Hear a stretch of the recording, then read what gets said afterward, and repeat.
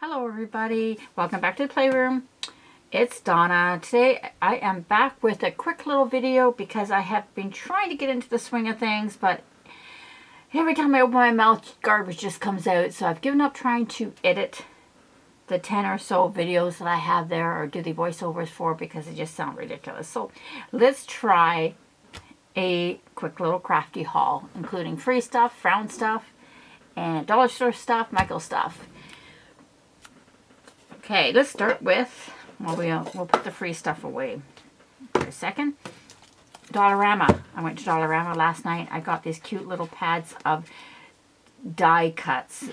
They are $1.50 each. I think there was 8 different ones. I got all 8. They actually are die cuts. I did die cut some or punch some of them out already because I'm going to be using them for something. And they are, for $1.50, they're really cute. And considering at first I thought I had to cut them because you can't see the cut lines, but they actually are scored and you just have to peel them off. So I'm actually quite happy with those. And well, I don't know if they have more than 8, but they had all 8 of them in one store, so it's pretty cool. And it just gave me a lot of inspiration for a challenge that I'm going to try to do for the month of March 2025. Whether I make it through to the end of March, I have no idea. But this is a great little, this one's very Tim Holtz-like.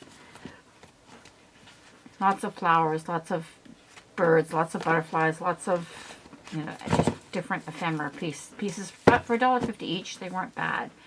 Also from the dollar store, I got Play-Doh.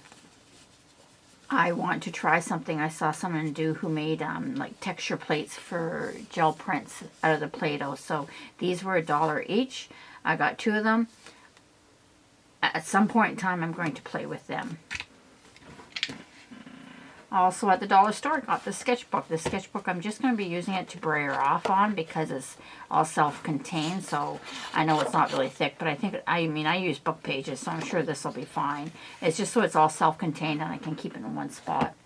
That wasn't from Dollarama. This was from Dollarama because, again, I see these people on YouTube and they do these gorgeous gel prints with placemats. I couldn't find any really tremendously beautiful ones, but I figured this was $2. I'll start with this one and see what happens. I also got from Dollarama these placemats. They're the so you can put stuff on them and they don't slide.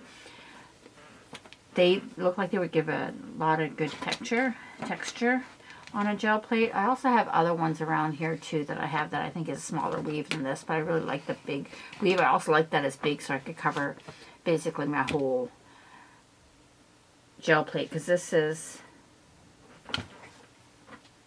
yeah, I have my biggest gel plate is 12 by 14 and this is bigger than that, so if I wanted to cover the whole plate I could.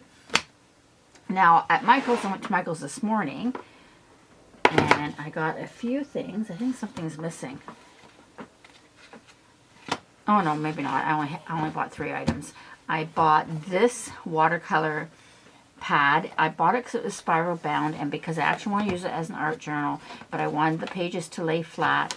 I want to use it for this challenge, and I knew I was going to be putting like wet stuff on it, so I had to make sure that it was going to be thicker. So I didn't even want mixed media paper because it's thinner, so I picked the watercolor one.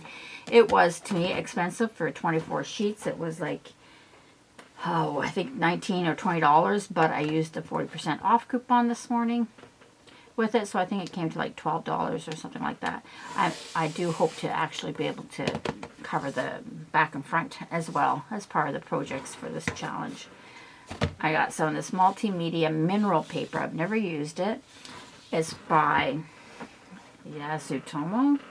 I think that's how you say it, but I have their sketch paper that I also found at our local Michael's, and I love the sketch paper, so I thought, well, I've never used mineral paper. It does say it's good for mono printing and acrylics and pen and ink and everything else. I'm a little worried because I know that some papers, if they're too shiny, will stick like right to the gel plate, but I'm going to try it anyways. It was kind of to me, pricier because I like free better, but because you only get like 20 sheets and it's only 6 by 8. but we shall see. It's not something I would use every single time I'm gel printing. So, and then I also bought, because I want some black paint markers. Really, I wanted the thinner ones. I didn't realize till I got home that these are actually medium. I bought the white ones actually the last time I went to Michael's, but I mean they're just their own Craft Smart brand. But I think, well, I guess I have to prime it. Well, we won't do that then yet. That's those two. And then now for some couple of found items. Pringles can. I think this circle would be perfect. The top two, maybe, quite possibly. And these are corks from at Costco. You can get these bottles of, well, carbonated juice, really. So it looks like a fancy bottle of champagne or something, but it's like a carbonated, like apple and pear maybe juice. And I thought these were kind of different, a little bit different shape. Either side would work, so I kept those because I think they would be cool for making some marks. As well as I was about to throw this out. This is one of those things that you use to put your pens on, but I actually find I don't use it down in my craft room. I had it upstairs on our desk up in our den, but it kind of takes up a lot of space and you still knock things over. But I thought it has an amazing pattern on it all over it, and I think it would be like, it's pretty flush.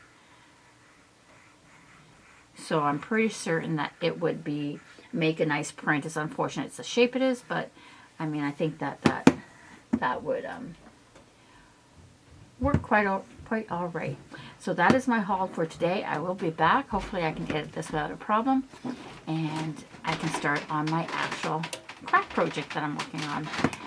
Thanks for watching. We'll catch you later.